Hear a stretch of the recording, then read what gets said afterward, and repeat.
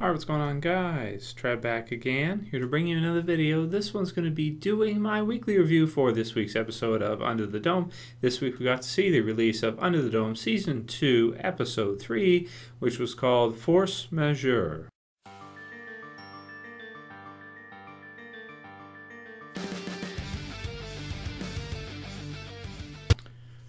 Okay, so for this one, I felt like this week's episode was pretty decent. I did like the addition of the new character, which is Lyle, and also kind of his state transformation as we go through the episode. Now, this one will contain spoilers for anyone who hasn't seen it yet. We do need to have more characters in Under the Dome, and they've been adding them on pretty good this season. Because of the amount of episodes they do, because of the length of the series, it just needs to be filled out. Now, I think Lyle is an interesting character because I was thinking as I watched the episode, at first I was watching, I didn't like him at all. I was like, he looks too stereotypical to the role he's playing, you know, kind of like he looks like a mad scientist type of character that we've seen done so many times in, you know, TV shows, movies, things like that. Very commonplace. You could kind of tell from the beginning when you're looking at him, and they kind of showed it too with the razor as he's, you know, that he's barber, of course, doing his job for Big Jim there, shaving him with a razor and everything. You know, they kind of showed it as if to allude to that, and you could kind of tell it was pretty predictable that it was him that took Rebecca. So it wasn't like a big reveal or anything when we did see him, because at least not for me. I kind of already knew it was him that had done that. But I did kind of like where they went with his character, where it seemed like he was going to just be a one-episode type of villain, so to speak, and it looks like they're going to extend his time, as at the end of the episode, he gives Junior the offer that if he tells Junior, answers all of his questions, gives him whatever he wants to know, that Junior will set him free, Junior will let him go. And you also have Stan mixed in there as well, too, with some kind of history between them and the revelation that Junior's mom is still alive somewhere in some capacity. So, you know, Under the Dome, like I've said before in my review for this season's premiere, what they do and the comfort level they keep the series at, they answer a few questions and then they add on more. And that's what they always do. And it seems like that's the formula for the series. And that's probably always going to be the way the series is going to go. Right up until the end, maybe, if they get into the last season when they decide, okay, we've done enough. And they're going to finish it off. As far as I know, Season 2 is not the final season. They've never really stated that in terms of what I've seen from CBS. And if it does well, it'll probably get renewed for a third season, which may or may not happen. I guess we'll have to see how Season 2 continues and how the ratings for the show go, because that's really where it ends up being. But what makes that decision whether or not it continues or not. But my fear is that if the show gets canceled, they're going to have all these questions, you know, laid out there for us, and it will just destroy the series because there'll be all these things that we don't know. Then if the show gets canceled, they'll never be answered. So that comfort level they keep it at is kind of dangerous for that. In this episode, we get the answer about Melanie, or I used to call her Dome Girl. I guess now I have to call her Melanie, who is essentially, somehow she shows up here, but she was in the yearbook from 1988. So what happened exactly? Was she, you know, in some kind of other dimension or time teleportation, or, you know, something like this? Some of these kind of concepts come into play for what exactly would have happened with her, how she knew the locker combination, and all that stuff. So I thought that was a good addition, kind of a good little thing for her that I thought was fairly interesting in terms of the sci-fi aspects. Now, the only thing with them I didn't like was I've always kind of felt like the acting with the teenagers, Joe, Nori, not Angie, because her actress is really good. I do like her actress. And, well, Melanie's, I guess, you know, she doesn't really, so far she hasn't really had to act out anything. She just acts clueless all the time, basically, which is her role so far. But I've always kind of felt like sometimes the acting with them it takes me out of the experience a little bit. In this one, you have the confrontation between Nori and Melanie, between the both, kind of, you know, some kind of, I guess, fight over Joe is starting, you know, this kind of thing.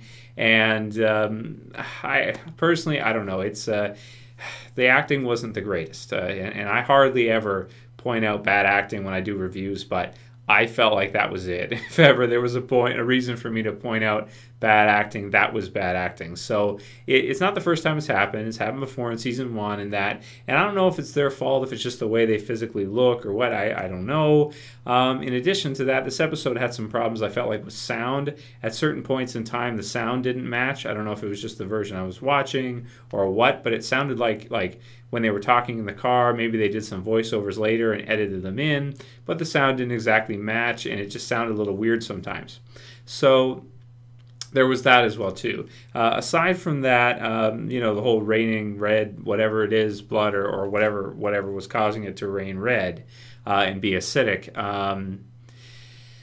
I mean, it was, it's kind of what we would expect, little things like that, environmental things like that to occur in Under the Dome, which is cool. I'm fine with that at this point. I'm used to different weird things like that happening. That kind of gives us that supernatural element of the series mixed in with the drama, which is cool. So I did like that. I did like Lyle because I do find him to be kind of scary, even though he's stereotypical.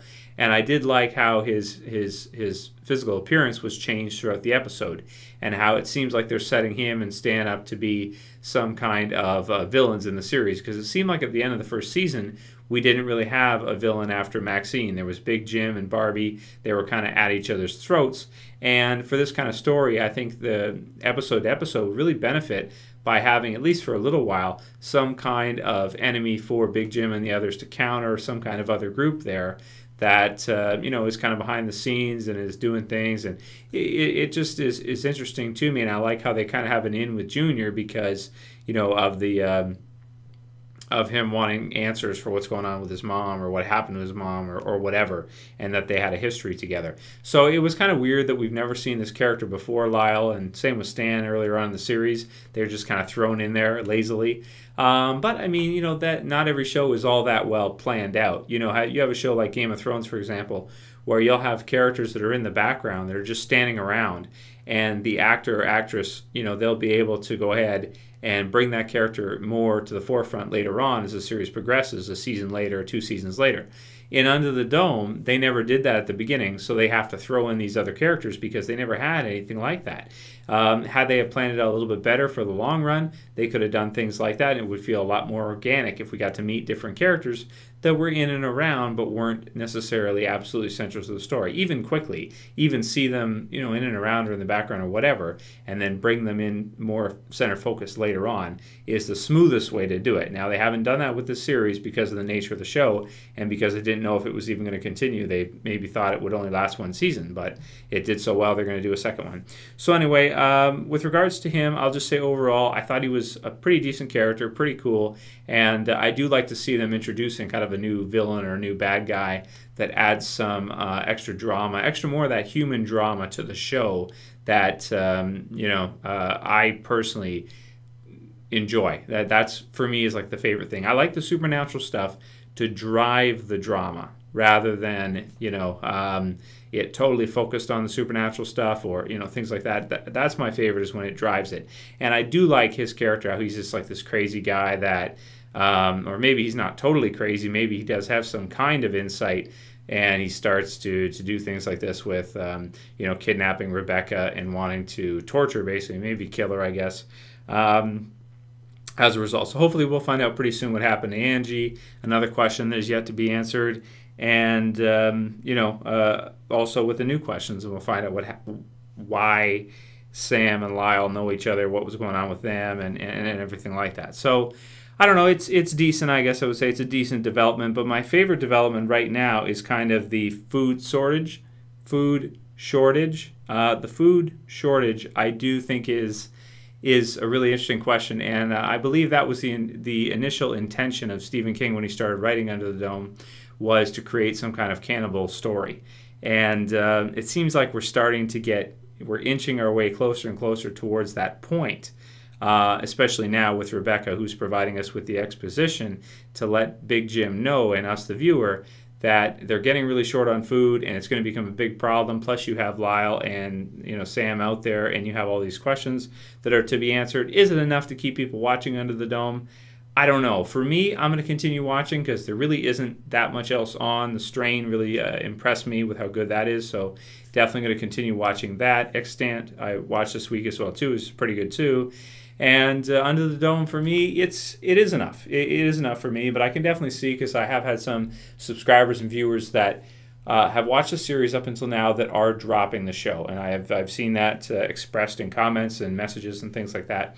At this time, I'm going to continue to watch it. I do enjoy it. I do think it's fun, and I'm a big fan of Dean Norris as Big Jim. I think he's a great character, and I kind of want to see how this goes, how this all gets ironed out, and where the show goes from here. I'm very interested to see what kind of direction the show goes in. You know what I'm saying? In the future, unless I just hope it doesn't become repetitive, and they don't bring on too many questions, you know, to the point where it's kind of sickening. I don't want them to lose focus. And I feel like sometimes with Under the Dome, there's so much happening, you know, signal to noise ratio, there's just too much going on that we lose focus as a viewer for where the show is, what's happening with it, and where it's going. It's not concentrated enough. There's too many things. So anyway, that said, I did enjoy the episode. I did think it was a good one, and I think it set up some good things for the rest of the season and for the rest of the series. So it's a good addition to the show. I think this one is. Not bad by any means, aside from those little things I mentioned with acting and sound, which was weird. So I'm going to give it a 7.5 out of 10. That's above average. 6.5 is average. So it's an above average episode, I'd say, of a TV series. And I still like Under the Dome. You know, I do. It started off really strong, I think, in the first season. The season finale was really good. Season 2 has been a little bit, you know, up and down. I've been a little bit worried, you know, killing off characters that I like, that I don't know if they should necessarily be killing off.